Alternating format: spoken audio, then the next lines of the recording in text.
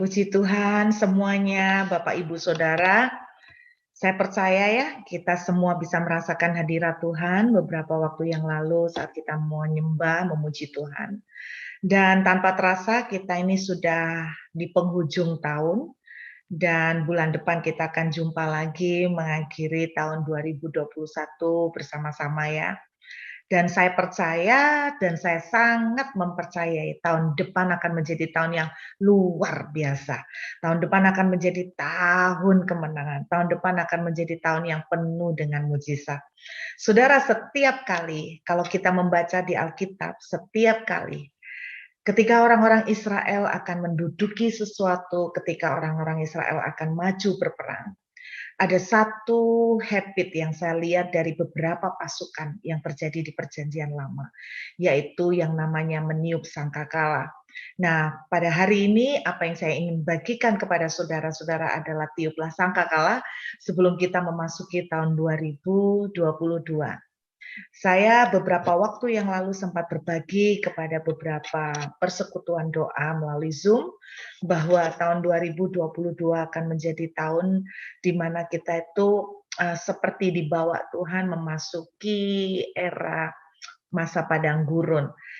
Nah, jangan salah konotasi dulu bahwa seringkali kalau kita mendengar kata padang gurun, kita selalu langsung artinya negatif ya, karena konotasi padang gurun, wah kering, susah, panas, terik. Tetapi ada banyak hal yang luar biasa yang sebetulnya terjadi di padang gurun. Ada banyak hal yang ajaib yang Tuhan mau kerjakan di padang gurun. Ada tiang awan, tiang api, ada banyak mujizat yang terjadi di tengah-tengah padang gurun. Dan saya percaya tahun depan akan menjadi perjalanan yang amazing. Dan sebelum mengakhiri tahun 2021, saya tiba-tiba tergerak kembali untuk ditaruh Tuhan berbicara mengenai meniup sangkakala. Saudara, ayat firman Tuhan pagi ini akan diambil dari kitab Yosua. Kita akan lihat sama-sama Yosua pasal yang ke-6. Yosua pasal yang ke-6 kita lihat dari ayat yang ke-1 dan 2. Dalam pada itu Yeriko telah menutup pintu gerbangnya. Telah tertutup kota itu karena orang Israel. Tidak ada orang keluar atau masuk. Berfirmanlah Tuhan kepada Yosua, ketahuilah aku serahkan ke tanganmu Yeriko ini beserta rajanya dan pahlawan-pahlawannya yang gagah perkasa. Bapak Ibu, di depan kita ada tembok Yeriko yang akan Tuhan serahkan secara fisik ke tangan kita. Ada banyak janji-janji yang amazing. Saya sering katakan bahwa salah satu ayat yang menjadi ayat emas buat tahun 2022 adalah Yesaya 22 ayat 22, yaitu saat kita Tuhan memberikan kunci untuk membuka dan untuk menutup. Tuhan memberikan kunci untuk membuka dan untuk menutup. Saya terlalu yakin tahun depan akan banyak pintu-pintu yang kita dikasih otoritas sama Tuhan untuk kita buka. Pintu-pintu opportunity, pintu-pintu blessing financial, pintu-pintu mujizat apapun. Akan banyak sekali Tuhan menaruh otoritas buat anak-anak Tuhan untuk membuka pintu-pintu. Terus terang secara pribadi saya tidak mau melewatkan ini. Saya tahu ketika membagikan satu firman kepada jemaat, ada respon orang tuh bermacam-macam. Ada yang ngowoh nggak ngerti ya, bingung. Ini maksudnya apa toh, kayak kok bahasanya ada di dunia lain. Ada yang masuk kanan keluar kiri, tapi ada yang boleh menangkap sungguh-sungguh, mempercayainya, dan benar-benar seperti orang gila kita masuk ke dalamnya dan kita boleh mengalami hal yang luar biasa. Dan saya berdoa Yesaya 22 ayat 22 akan menjadi kenyataan buat teman-teman di New York ya, bahwa Tuhan akan menaruh otoritas di tangan saudara untuk membuka banyak pintu-pintu kesempatan, banyak pintu-pintu keajaiban dalam ke area apapun buat kehidupan saudara. Nah, sebelum masuk ke sana, saya percaya banget ini ayat yang menjadi rema. Ketika saya menyiapkan untuk PMC New York, ayat ini jadi rema bahwa tahun 2022 sama seperti ketika pasukan Yosua mau berjalan memasuki tanah Kanaan, tanah perjanjian. Saudara, tahun 2022 ada banyak sekali penggenapan yang akan Tuhan tunjukkan secara amazing, bukan penggenapan kecil-kecil tapi supernatural yang luar biasa yang akan terjadi, lahan-lahan baru, tanah-tanah baru, pengalaman-pengalaman baru, itu Tuhan akan serahkan ke tangan kita secara fisik, secara nyata, secara real, Saudara. Dan Tuhan katakan begini, ayat 2, perhatikan, ketahuilah aku serahkan Yeriko ke tanganmu.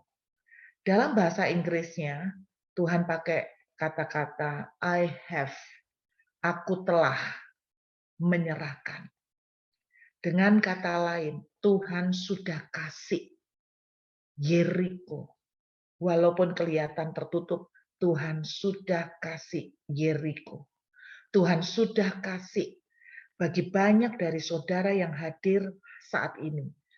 Ada hal-hal yang Tuhan sudah janjikan kepada saudara.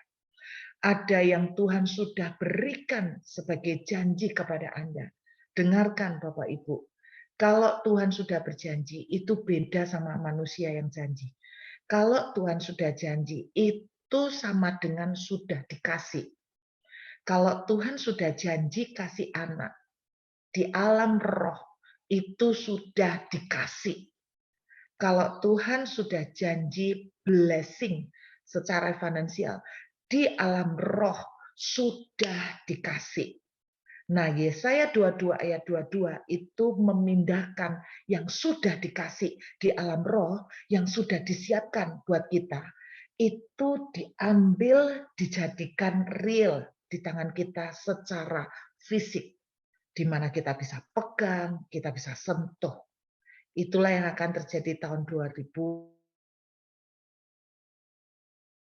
untuk ambil yang sudah disiapin, untuk dijadikan nyata untuk saudara dan saya.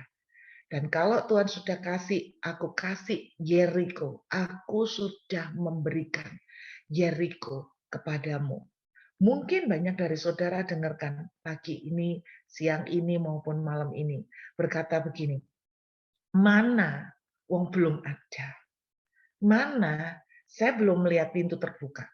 Mana saya melihat kesulitan yang ada masih begitu besar? Mana saya tidak melihat jalan keluar? Dengarkan, kalau Tuhan sudah bilang, I have, aku telah menyerahkan Jericho, berarti itu sudah ada. Sudah fix, sudah pasti 100%, tinggal dicomot. Amin. Amin, Bapak Ibu. Saya ajak kita lebih jauh melihat Yosua pasal yang ke-6. Kita lihat ya, apa yang dilakukan oleh Yosua ketika Tuhan berbicara. Aku telah menyerahkan Yeriko.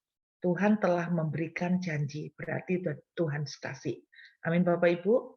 Kalau Tuhan sudah janji, nak, aku akan kasih kamu rumah. Tuhan sudah kasih. Amin. Kalau Tuhan sudah ngomong sama Bapak Ibu, aku akan membuka pekerjaan baru bagimu, proyek baru bagimu, Tuhan sudah kasih. Tapi Bu, belum ada, Tuhan sudah kasih. Nah sekarang langkah yang harus saudara dan saya lakukan adalah seperti Yosua. Kita lihat Yosua pasal yang ke-6, ayat yang ke-7, sampai dengan ayat yang ke-9. Dan kepada bangsa itu dikatakannya, majulah, kelilingilah kota itu, dan orang-orang bersenjata harus berjalan di depan tabut Tuhan. Segera sesudah Yosua berkata kepada bangsa itu, maka berjalanlah maju ketujuh orang imam yang membawa ketujuh sangkakala tanduk domba di hadapan Tuhan. Lalu mereka meniup sangkakala, sedang tabut perjanjian Tuhan mengikut mereka. Dan orang-orang bersenjata berjalan di depan para imam yang meniup sangkakala, dan barisan penutup mengikut tabut itu, sedang sangkakala terus-menerus ditiup. Perhatikan Bapak Ibu, barisan yang awal yang bergerak duluan sebelum Yeriko tumbang. Barisan awal yang sama yang harus saudara dan saya lakukan sebelum kita betul-betul menaklukkan, mengambil nyata apa yang Tuhan sudah janjikan adalah menyiapkan barisan peniup sangkakala. Dan Alkitab menuliskan bahwa mereka terus-menerus, selama mereka mengelilingi tembok, mengelilingi kota Yeriko selama 1 minggu. Kalau Anda baca prosesinya, dari sejak hari pertama sampai hari ke-7, yang berperan paling utama adalah peniup sangkakala. Mereka terus-menerus meniup sangkakala. Dan ini yang harus ritual yang sama yang harus kita tiru. Apa maksudnya meniup sangkakala? Alkitab menuliskan begini. Ayat yang ke-7 tadi ya, ayat ke-7 ke-8 tadi. 8 dituliskan begini. Mereka meniup ke-7 sangkakala tanduk domba di hadapan Tuhan. Tanduk domba di hadapan Tuhan. Saudara, menarik sekali ya. Dalam terjemahan lama, kalau di terjemahan baru, kita lihat di sini disebutkan sangkakala tanduk domba. Tapi di dalam terjemahan lama, jadi versi terjemahan yang lama, itu dituliskan tanduk domba jantan. Tanduk domba jantan. Anda kalau mau tahu bahwa tanduk domba itu memang harus diambil dari domba yang jantan. Jadi domba betina nggak punya tanduk. Jadi domba jantan, tanduk domba jantan itu diambil. Kemudian ketika mengambil tanduk domba ini adalah dengan cara yaitu tentunya pasti membunuh dombanya dulu dong. Membunuh dombanya dulu. Benar nggak Bapak Ibu? Apa yang sebetulnya kita lakukan ketika kita meniup sangkakala adalah sebetulnya kita sedang berbicara tentang pengorbanan domba jantan. Siapakah domba jantan kita? Yaitu Yesus Kristus. Yang saya maksudkan tuh begini, jangan diartikan seperti klise. This is very powerful and it's very real. Ketika Yesus tuh mati, itu sama seperti menyembelih seekor domba. Betul Bapak Ibu. Ketika peniup sangkakala meniupkan tanduk domba jantan, itu yang artinya kita mendeklarasikan terus-menerus. Kita mengingat, kita mendeklarasikan, kita mengingat tentang kematian Tuhan Yesus Kristus. Itu penting sekali, kelihatannya sepele, tapi it's very important. Terus-menerus memproklamirkan, terus-menerus mendeklarasikan.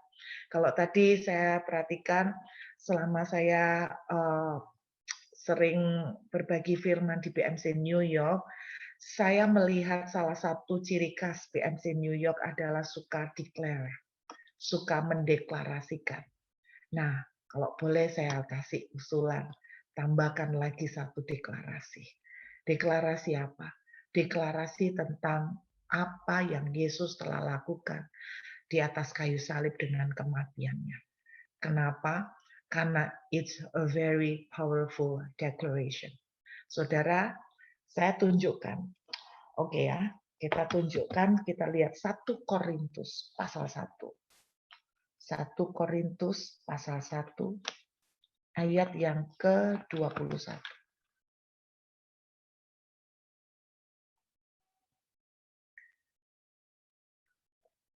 1 Korintus pasal 1 ayat 21. Oleh karena dunia dalam hikmat Allah tidak mengenal Allah oleh hikmatnya. Perhatikan, banyak yang tidak mengerti rahasia yang hebat dari Tuhan. Terus kemudian maka Allah berkenan menyelamatkan mereka yang percaya oleh kebodohan pemberitaan Injil. Mungkin kalau dari pihak host ada terjemahan bahasa Inggris, kalau misalnya bisa, apakah memungkinkan terjemahan Inggrisnya untuk ditayangkan dari 1 Korintus? Sip. For since in the wisdom of God, perhatikan ya, God was pleased. Perhatikan, Tuhan itu ternyata senang banget. Melalui apa? Untuk menyelamatkan ya. Tuhan senang banget melalui kebodohan. Perhatikan, kebodohan of what was preached. Of what was preached. Tuhan suka banget. Suka apa? Menyelamatkan. Menyelamatkan melalui apa? Kebodohan. Kenapa dibilang kebodohan? Karena buat orang ini dianggap bodoh. Pernah saya mengkhotbahkan tentang apa yang dilakukan oleh Yesus di atas kayu salib. Terus terang, setelah saya mengkhotbahkan itu, saya diprotes, Bapak Ibu. Saya diprotes karena saya dianggap istilahnya itu gini, wah nggak seperti itu Bu. Nah mari saya tunjukkan lebih jauh lagi. Tuhan bilang melalui kebodohan. Kebodohan apa? Pemberitaan Injil. The foolishness of preaching. Terjemahan yang lain lebih gampang lagi dituliskan begini. The foolishness of preaching. The foolishness of pemberitaan. Kebodohan dari memberitakan. Perhatikan, kenapa ketika kita declare, banyak orang itu nganggap kita itu gila, apa-apaan. Tapi ternyata foolishness of preaching bukan hanya memberitakan Injil kepada orang-orang lain, tetapi ketika kita declaration, itu juga part of preaching. Perhatikan, ketika kita declare, itu juga preaching. Ketika kita mendeklarasikan, itu juga kita sedang menyampaikan, mengkhotbahkan. Nah, saudara, Tuhan senang sekali menyelamatkan. Nah, saya mau kasih tahu, kata menyelamatkan yang dipakai di ayat ini dari bahasa asli soso. Oke, soso. Soso itu bukan cuman menyelamatkan dari dosa, diselamatkan dari neraka, bukan cuman itu. Soso artinya benar, menyelamatkan dari neraka, menyelamatkan dari hukuman kekal akibat dosa. Tetapi arti kata soso juga menyembuhkan. Menyembuhkan, arti kata soso itu dipakai di banyak ayat Alkitab. Menyembuhkan secara fisik dari penyakit. Kata soso juga menyembuhkan secara mental. Penyakit mental. Kata soso juga punya pengertian membebaskan dari kerasukan setan, membebaskan dari kuasa jahat. Kata soso juga punya pengertian memberkati secara materi. Kata soso juga punya pengertian melindungi. Jadi kalau saya terjemahkan begini, Tuhan sangat suka menyembuhkan. Percayakah Bapak Ibu bahwa kesembuhan itu merupakan hati Tuhan? Tidak ada ceritanya Tuhan itu senang lihat anaknya sakit. Tidak ada ceritanya orang tua itu kalau lihat anaknya sakit terus happy, terus bilang begini, rasakan kamu, dulu mama papa kena kanker, kamu juga harus ngerasain, biar kamu ngerti rasanya disalib itu kayak apa. Saudara, karena pernah ada orang khotbah kemana-mana dan dia kena kanker dan dia bilang begini, pada waktu dia khotbah dia bilang begini, saya bersyukur terkena kanker. Kenapa? Karena Tuhan mengizinkan, Tuhan memberi saya kanker supaya saya merasakan bagaimana dia sakit di atas kayu salib. Wow, statement yang sangat mengagetkan buat saya. Bagaimana mungkin ada seorang bapak yang kalau anaknya tuh sakit, terus bapaknya tuh bilang, gak apa-apa nak, dulu bapak yang ngerasa no gitu, lendak gini kan kamu nggak kerasa sakit kanker tuh kayak apa. Kalau ada bapak seperti itu tuh bapak gila, sungguh. Bapak Ibu, Alkitab tuh bilang kalau Tuhan itu anaknya meminta roti, nggak mungkin dia tuh kasih batu. Itu roti loh. Nah, apalagi sakit kanker. Dengarkan, Tuhan suka sekali. Alkitab menuliskan God was so pleased. Terjemahan yang lain menuliskan Tuhan tuh demen. Apa ya demen itu? Senang banget, gemar, hobi. Amin Bapak Ibu. Siapa percaya Tuhan itu hobi bikin mujizat? Tuhan gemar, senang, demen banget bikin mujizat. Tuhan suka menyembuhkan. Tuhan suka melindungi. Tuhan suka memberkati. Tuhan suka membebaskan dari setan. Tuhan suka membebaskan bahkan dari hutang piutang. Amin. Saya yakin tidak ada bapak kalau lihat anaknya punya hutang banyak ketawa. Bangga lagi. Terus lomba sama bapak yang lain. Anakmu punya utang berapa? Anakku lo hebat, utangnya 50 miliar. Oh hebat tuh anakku. Bapak yang lain, oh banyak anak-anakku utangnya 100 M. Wah keren. Nggak ada toh bapak gila seperti itu.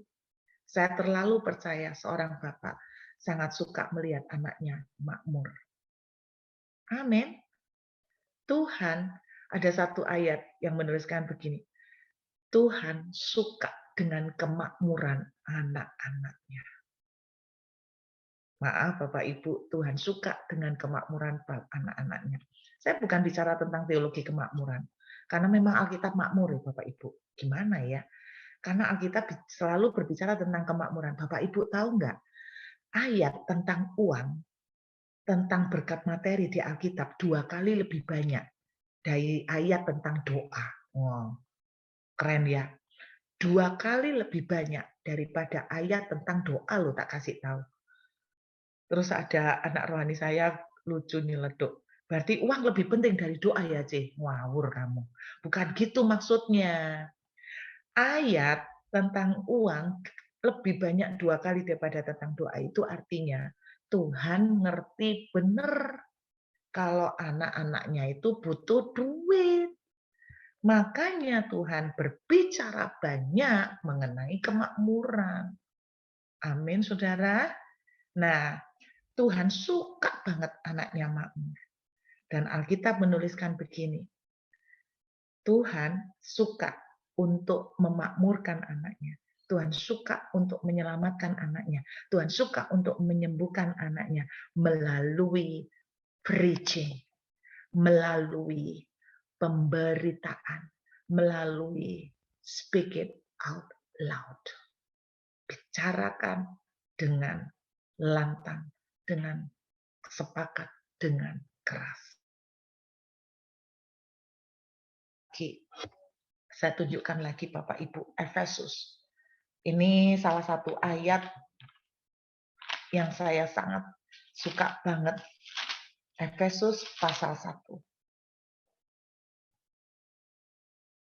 Ayat 22.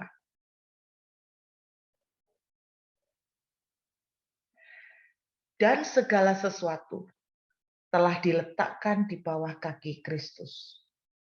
Dan dia telah diberikannya kepada jemaat sebagai kepala dari segala yang ada.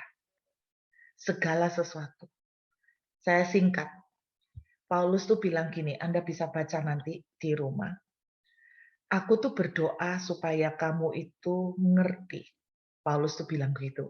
Aku tuh berdoa supaya kalian tuh ngerti betapa kayanya kemuliaan yang disediakan Tuhan bagi kita yang percaya. Betapa kayanya apa yang disediakan Tuhan bagi kita yang percaya. Bagi yang percaya. Kalau tidak percaya ya sudah, bagi yang percaya. Dia bilang, aku berdoa supaya kamu tuh matamu terbuka untuk melihat betapa kayanya, betapa dahsyatnya yang telah Tuhan sediakan buat kita oleh kematian dan kebangkitannya. Apa itu? Ayat 22 bilang, yaitu bahwa segala sesuatu telah diletakkan di bawah kaki Yesus. Bapak Ibu, segala sesuatu, kalau saya nggak salah mengartikan, itu artinya segalanya. Betul? Kalau kita bicara diletakkan, berarti kan ditaklukkan. Amin. Kalau kita bicara ditaklukkan, berarti yang dimaksud segala sesuatu adalah segala persoalan, sesuatu semua yang berbau ndak enak, kan gitu toh. Penyakit, betul? Termasuk penyakit, termasuk kondisi keuangan. Berarti kalau saya terjemahkan dengan bahasa bebas, dan segala sesuatu, yaitu termasuk keuangan, termasuk penyakit, telah diletakkan di bawah kaki Kristus. Nah, ayat ini tidak berhenti sampai di situ. Puji Tuhan ya, ada terusannya.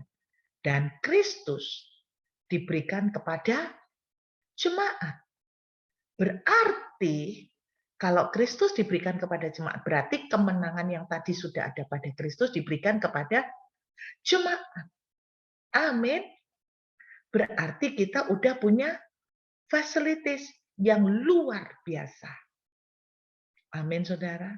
Dan menurut 1 Korintus 1 ayat 21 tadi,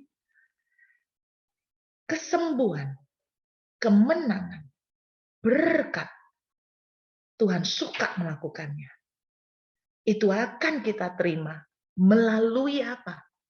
Melalui preaching, melalui declaring, tiuplah sangkakala terus-menerus. Proklamirkan kematian dari Tuhan Yesus terus-menerus. Bapak Ibu, ada yang bilang begini, Bu, segala sesuatu itu tidak termasuk keuangan.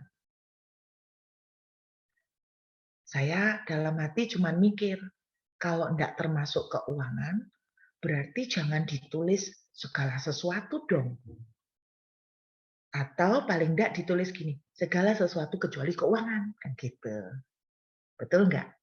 Karena kalau segala sesuatu itu pengertiannya berarti semuanya termasuk keuangan, termasuk kutuk, termasuk penyakit, termasuk keterikatan kepada rokok, termasuk keterikatan kepada minum-minuman keras, termasuk segala sesuatu kok yang dibilang yang namanya kekalahan sudah ditaklukkan, dimenangkan oleh Yesus.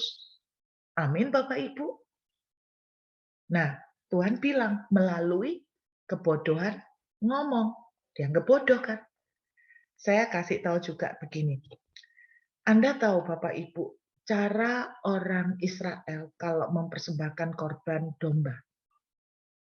Biasanya domba itu waktu ditaruh sebelum disembelih, itu imam kan menaruh tangan di atas domba itu.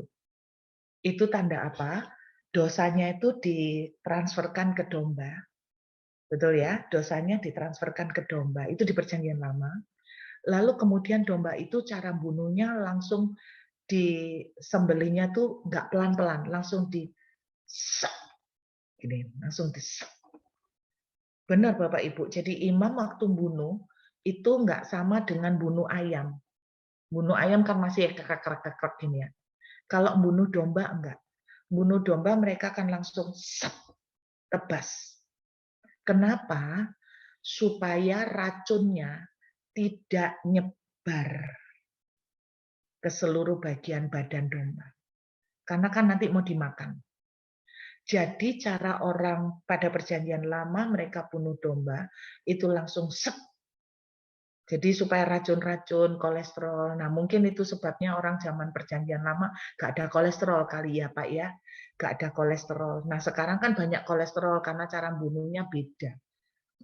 Kalau dombanya bunuhnya masih ekrek-ekrek gini, dia kan sudah sempat stres, terus kejang-kejang, kejet-kejet gini. Itu hormon stresnya udah nyebar. Itu apa istilahnya? Itu yang bawa banyak racun. Itu saya baru ngerti cara bunuh domba di Perjanjian Lama. Jadi mereka akan sekali tebas supaya racun-racunnya itu tidak nyebar. Dengan kata lain, mereka domba dalam Perjanjian Lama kalau dikorbankan tidak pakai penyiksaan. Anda ingat nggak? Tidak pakai torture. They were not tortured. Mereka nggak pakai disiksa. Yesus anak domba. ditorture. Sempat mikir nggak? Domba di perjanjian lama waktu dipersembahkan itu nggak ditorture. Tapi Yesus itu ditorture. Dicapik, dicambuk. Kenapa ditorture? Karena Yesus itu ngasih kita ekstra. Bonus. Bonus apa? Di perjanjian lama, domba kan ditumpangi tangan. Dosanya manusia ditransferkan, lalu domba itu dibunuh supaya mengganti dosa. Betul kan? Dan domba itu menebus dosa. Kan gitu ceritanya di perjanjian lama. Yesus harus ditorture. Kenapa? Karena dia kasih bonus ekstra. Bukan cuman menebus dosa Bapak, Ibu, dan saya. Tapi penyiksaan yang Yesus alami dicapik oleh bilur-bilurnya. Aku telah sembuh. Dia kasih bonus. Bukan kayak domba di perjanjian lama cuman menebus dosa. Tapi dia kasih bonus kesembuhan. Kesembuhan. Dia kasih bonus. Segala kutuk telah diletakkan di bawah kakinya. Betul enggak? Anak manusia tidak berupa lagi manusia. Alkitab menuliskan dalam Yesaya 53, penyakit kitalah yang ditanggungnya. Di perjanjian lama, domba tidak menanggung penyakit manusia. Domba yang dikorbankan cuman menebus dosa, tidak menaklukkan penyakit, tidak menaklukkan masalah finansial, tidak menaklukkan kelemahan, tidak menaklukkan yang lain-lain.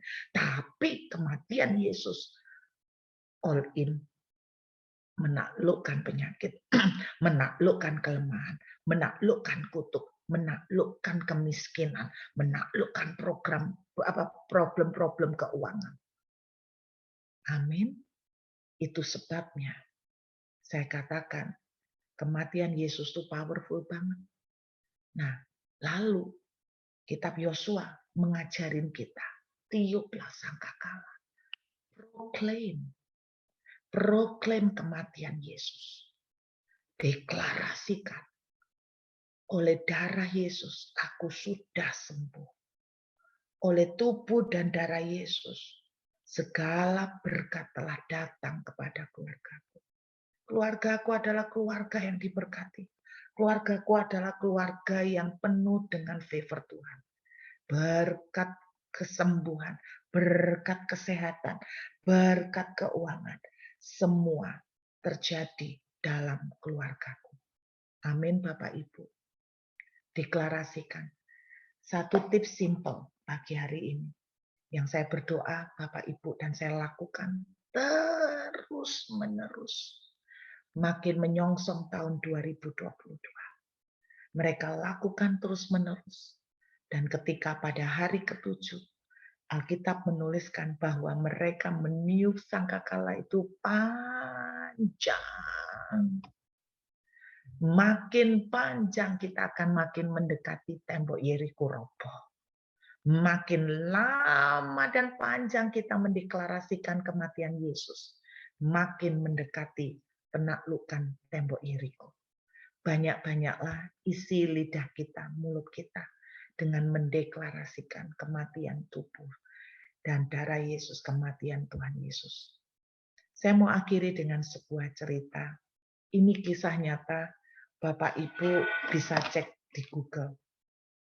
Ada orang dari negara Chili, ya, Chili, namanya Thomas Martinez.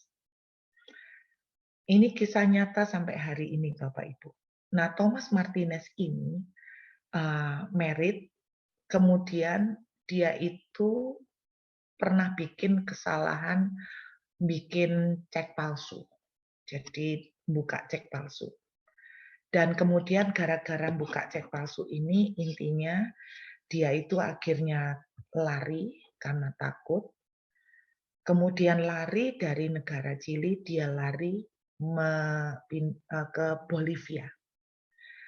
Selama beberapa tahun dia hidup sebagai homeless di Bolivia. Drug addicted and alcoholic. Itu Thomas Martinez. Nah, kemudian suatu hari ternyata istrinya itu dapat warisan dari anggota keluarganya dia. Dan warisannya nilainya 6 juta dolar US. Anda kalikan aja, 6 juta dolar US. Thomas Martinez, istrinya namanya Ines. Itu mereka pada waktu Thomas itu lari ke Bolivia, mereka belum bercerai dan istrinya tidak menikah lagi. Dan mereka belum punya anak. Kemudian 2 tahun setelah istrinya menikmati warisan, baru menikmati warisan 2 tahun kemudian istrinya Ines itu meninggal. Sehingga secara hukum, maka yang berhak menerima warisan adalah Thomas Martinez. Nah, akhirnya oleh pihak notaris, lawyer, mereka karena berhubung warisannya cukup besar, mereka menyewa detektif dan termasuk polisi untuk mencari Thomas Martinez. Nah, akhirnya Thomas Martinez ini mendengar desas-desus bahwa dia dicari polisi. Nah, dia ini ketakutan. Kenapa? Karena kasus buka cek kosong. Akhirnya, dia itu berusaha untuk terus lari dari kejaran polisi. Karena dia pikir dia dicari polisi urusan cek kosong. Padahal dia dicari polisi urusan dia dapat warisan 6 juta dolar US.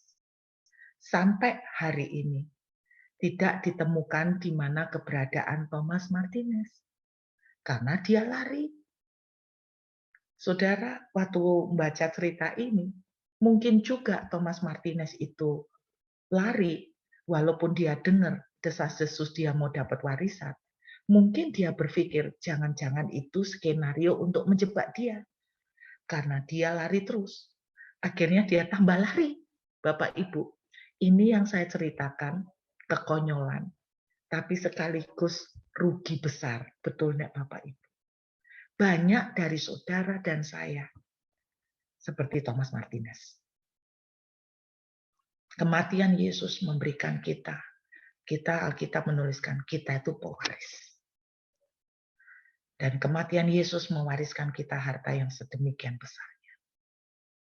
Amin Bapak Ibu. Tetapi berapa banyak kita itu lari. Kita tuh tidak ngerti bahwa kita itu the right heir.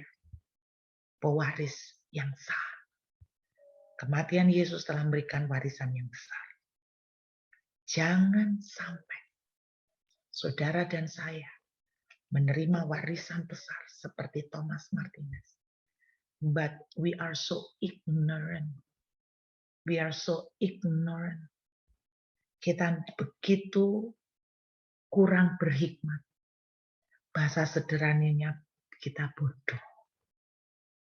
Tidak memakai warisan yang telah Tuhan berikan buat kita. Warisan yang besar adalah kematian dari Tuhan Yesus.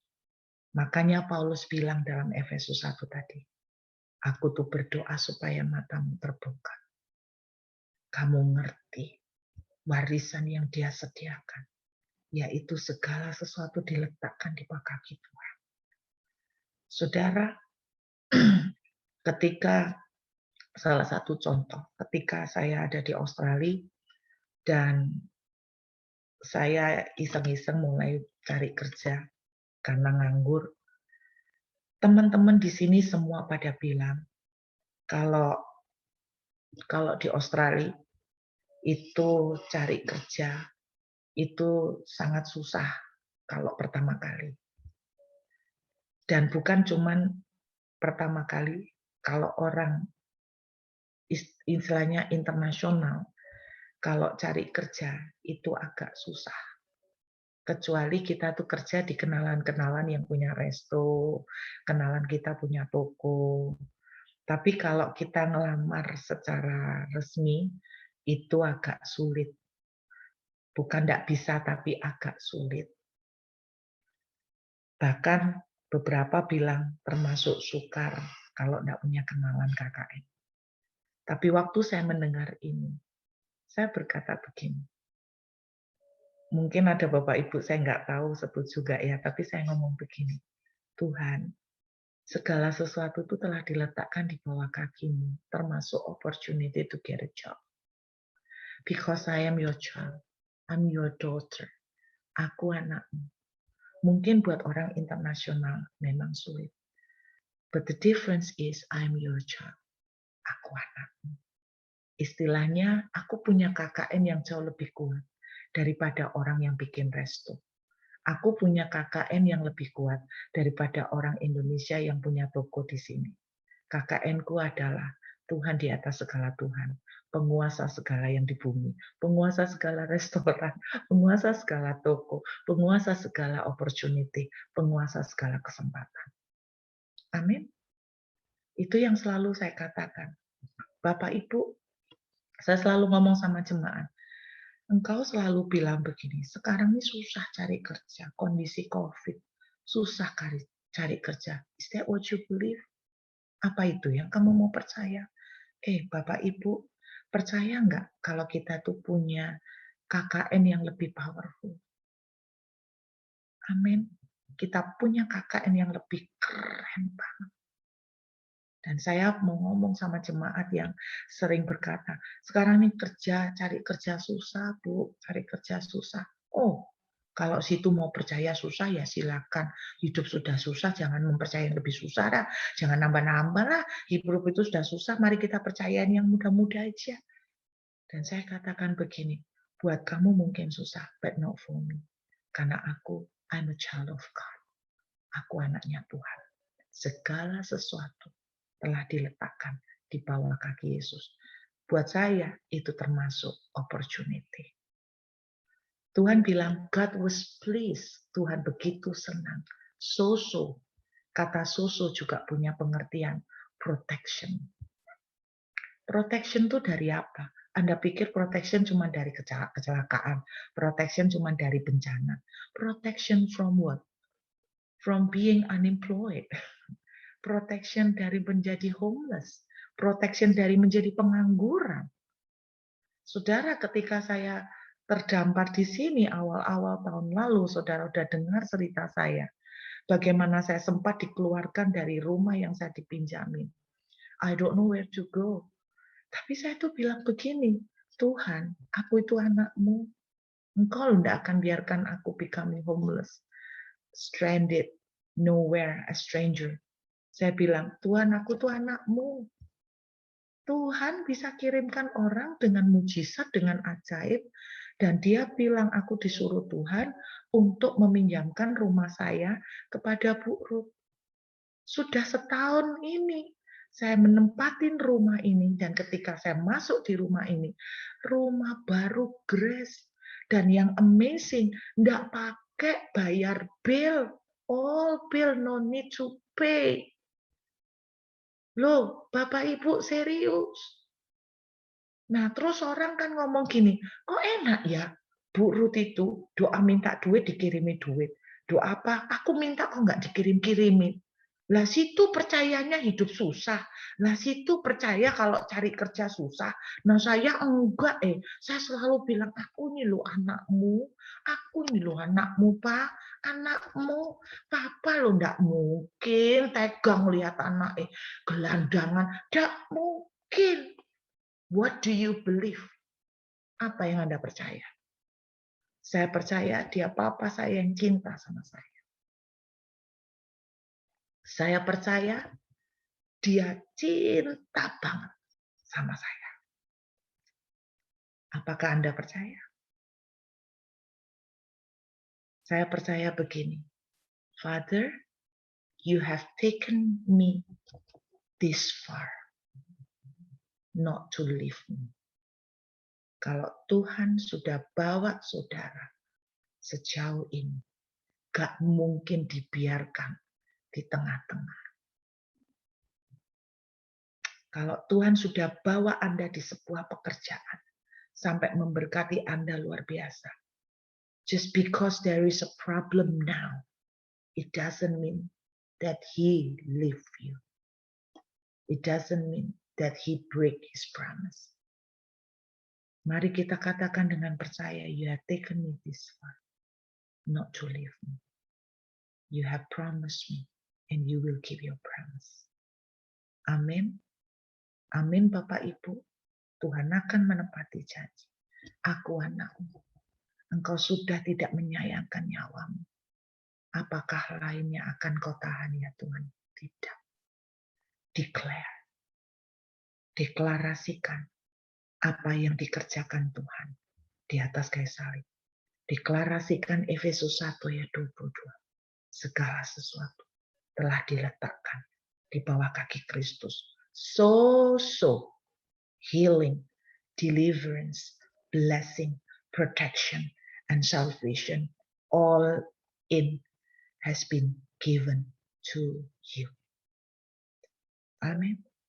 Yuk kita menghampiri Tuhan. Mari kita song-song. Mari kita kawal. Saya pinjam istilah dari almarhum Petrus Agung. Bilang begini, mari kita kawal. Mari kita kawal tahun 2022. Dengan meniup sangkakala terus-menerus. Every day, let your mouth speak it out loud. Every day, keep declaring, keep shouting, keep preaching about the gospel, keep preaching the word of God. Pada mulanya adalah firman. Firman itu adalah Allah. Dan firman itu sama dengan Allah. Dan firman itu Allah sendiri.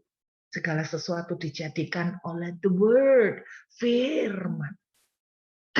Preach. Speak. Speak it out. Anak rohani saya kecanduan alkohol sama rokok. Sampai tingkat parah.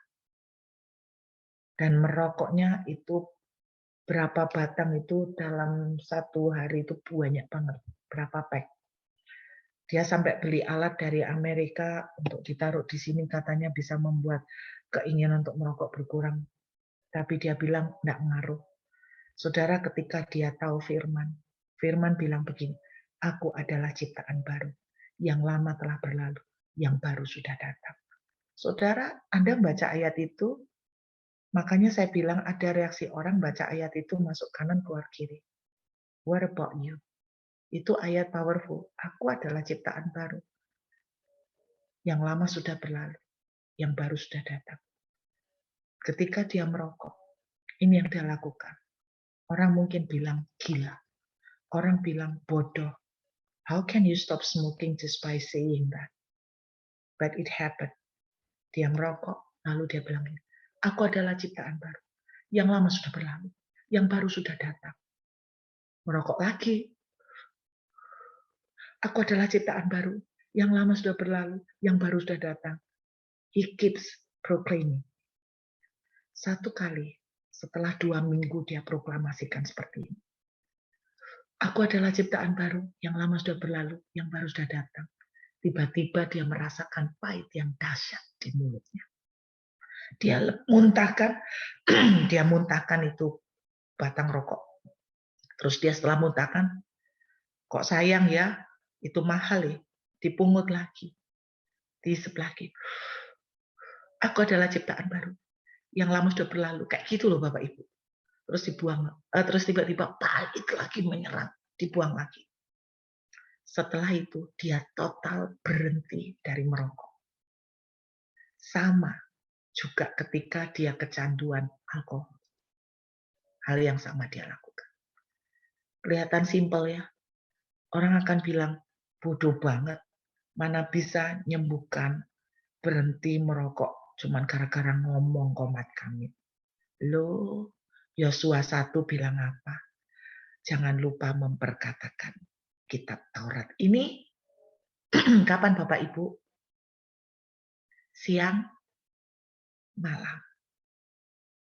Kalau kita boleh jujur, kapan Bapak Ibu proklamasi? Siang malam? Enggak.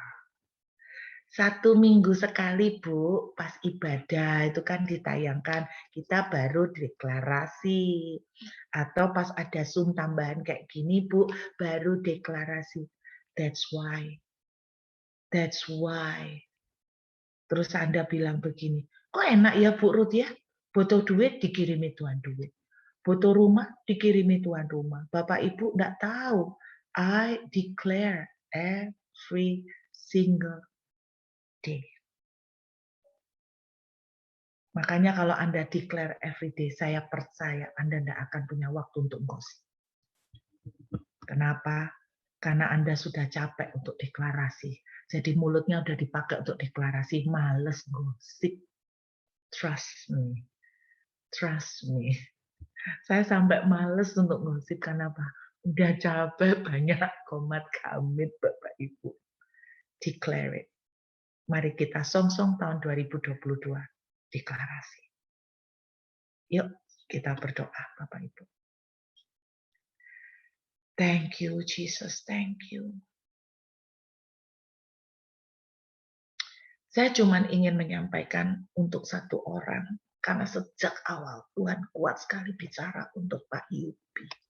Jupi atau siapa tadi yang masuk Navy. Tiba-tiba Tuhan bicara kuat untuk Anda. Tuhan bicara kuat untuk Anda. Get ready.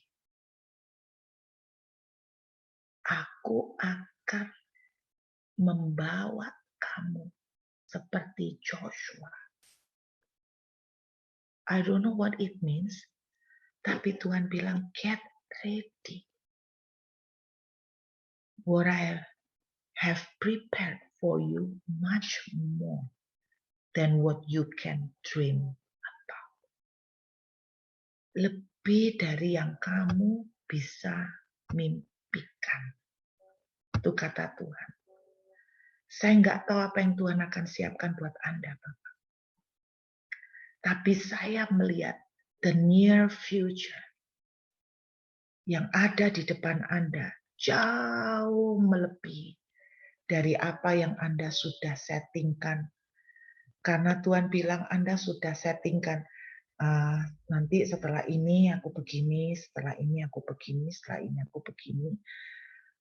Itu akan jauh lebih dari apa yang you have planned or you have set. Dan saya melihat Tuhan akan bawa engkau pada menduduki banyak tanah baru yang amazing.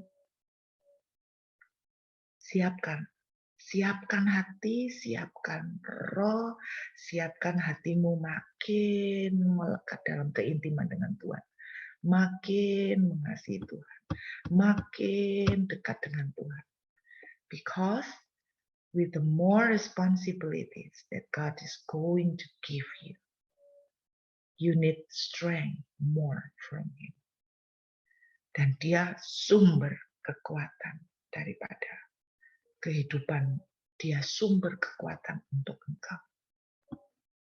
Terima kasih Bapak. Terima kasih Pak.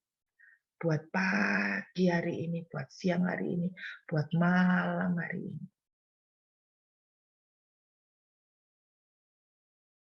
Buat Stephen dan Olivia.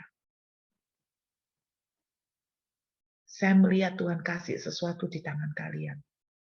Dekat sekali. Tidak lama. I don't know what it is. Aku nggak tahu. Tapi Tuhan bilang, mana tanganmu? Sini. Tuhan kasih. Kalian senang banget. Karena ini yang kamu minta.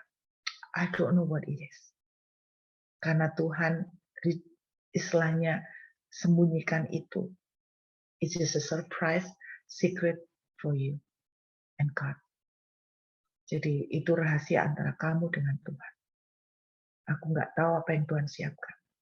But very, very soon, He's going to give you that surprise. Thank you, Jesus. Hamba percaya teman-teman PMC akan masuk di tahun depan dengan amazing. Kami akan mengawal tahun depan Tuhan dengan firman. Kami akan mengawal Tuhan dengan janji-janji-Mu. Kami akan mengawal Tuhan dengan memproklamirkan kematian dan kebangkitan dari Tuhan Yesus. Terima kasih Bapa. Hamba berdoa memberkati semua anak-anak-Mu, biar berkat yang terbaik dan sempurna turun atas kami semua. Bagimu segala kemuliaan dan hormat sampai selama-lamanya. Haleluya. Amin.